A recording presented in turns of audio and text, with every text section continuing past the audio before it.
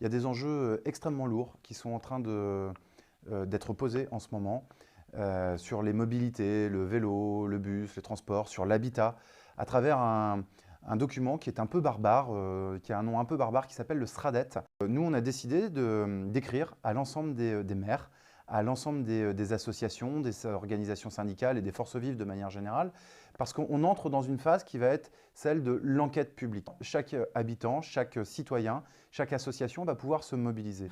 Nous pensons que le département doit réaffirmer la nécessité de ce qu'on appelle un territoire multipolaire, c'est-à-dire d'avoir plusieurs endroits où on met en place des polarités qui permettent à la population d'avoir tous les services nécessaires, que ce soit des services publics, des services médicaux, des services marchands, des activités sociales et culturelles. Il faut qu'on obtienne des choses simples.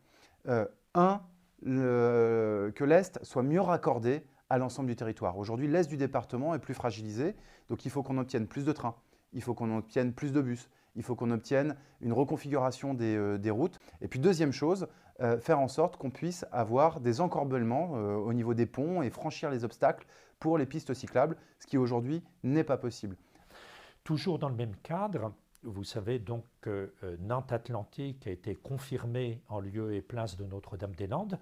Eh bien, nous pensons, dans le cadre du désenclavement de l'Est et du Nord-Est du département, qu'on doit faire jouer un rôle particulier à l'aéroport d'Angers-Marseille, en complémentarité de Nantes Atlantique. L'Europe met de l'argent sur la table en ce moment. Il faut qu'on fasse front commun entre les différentes collectivités pour aller chercher cet argent, et ça passera par l'inscription de ces grandes infrastructures et de ces développements dans le document d'urbanisme qu'est le SRADET.